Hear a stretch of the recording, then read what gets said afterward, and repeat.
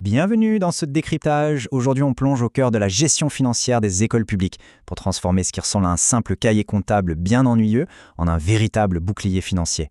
En fait, l'idée est de comprendre comment ce document devient littéralement la colonne vertébrale de l'intégrité financière. C'est parti. Au programme de cette session, d'abord, l'essence même du registre des engagements. Ensuite, on passera en revue les étapes de la dépense et le calendrier. On fera un petit zoom sur l'anatomie du registre avant de passer à une application concrète.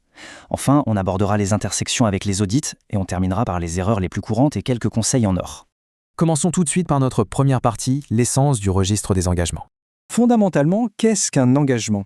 Eh bien, c'est l'action de mettre de côté, de réserver une portion bien précise du budget disponible pour une dépense spécifique. Et le plus important, c'est que ça se fait avant même de sortir le moindre centime. C'est vraiment une réservation proactive qui se déclenche à la seconde où la décision d'achat est prise. L'objectif derrière tout ça, c'est de créer un mécanisme de défense absolument redoutable. Le registre garantit qu'on ne dépasse jamais les limites fixées par la loi. Il permet de garder un œil constant sur ce qu'il reste dans les caisses, d'organiser le flux financier et surtout de rendre les audits totalement transparents. C'est en quelque sorte le radar anti-collision d'un établissement. Passons maintenant à la deuxième partie, les différentes étapes de la dépense et surtout le moment précis où l'engagement intervient. Il faut savoir que le parcours d'une dépense publique est extrêmement strict. Il y a toujours 4 étapes incontournables. 1. L'engagement, où on réserve l'argent. 2. La liquidation, où on vérifie et confirme le montant exact à payer. 3. L'ordonnancement, qui est la préparation du mandat. Et enfin 4. Le paiement effectif. L'engagement, c'est donc toujours, et sans aucune exception, la toute première étape de la course. Et niveau timing, la règle est sans appel. L'anticipation est reine. Légalement, cette réservation doit être actée avant d'acheter quoi que ce soit, avant de faire venir un prestataire pour un service, et bien entendu, avant de préparer un ordre de paiement. Pas d'engagement préalable, pas de dépenses. C'est aussi simple que ça. Troisième point de notre analyse, penchons-nous sur l'anatomie même de ce registre des engagements. Si on ouvre ce document, on y trouve des colonnes qui forment son véritable squelette. On a la date, le numéro séquentiel de l'opération, une petite description, le chapitre et l'article budgétaire, le crédit initialement ouvert, le montant qu'on s'engage à dépenser, et enfin le solde restant. C'est une mécanique de précision où chaque détail compte pour éviter les mauvaises surprises. La théorie, c'est bien beau, mais passons à la quatrième partie, une application pratique de ce processus pour y voir plus clair. Imaginons un scénario de tous les jours. Un budget vient d'être validé pour l'année. Pour les fournitures de bureau, classées sous l'article 231, on dispose d'un crédit ouvert de 100 000 dinars. Voilà notre cagnotte de départ totalement vierge. Ensuite, une décision opérationnelle est prise par l'administration.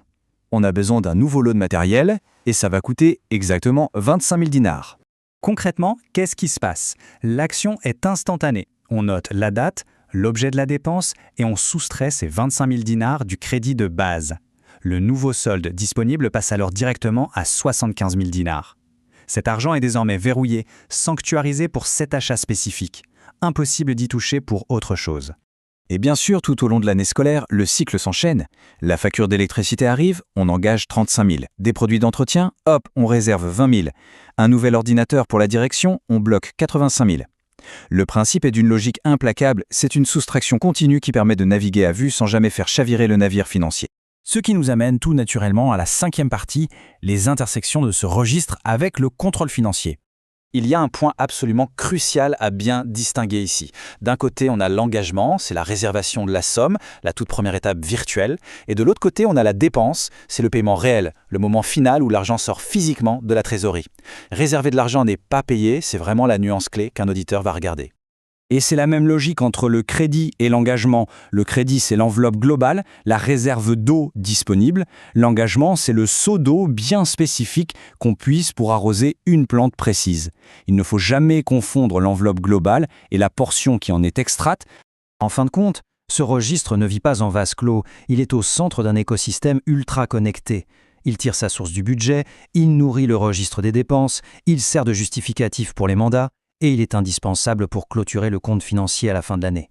C'est véritablement le cœur battant de toute la comptabilité de l'établissement. Pour terminer, abordons notre sixième partie, les erreurs qui coûtent cher et quelques conseils en or. Parce que oui, lors d'un audit, certaines erreurs ne passent tout simplement pas.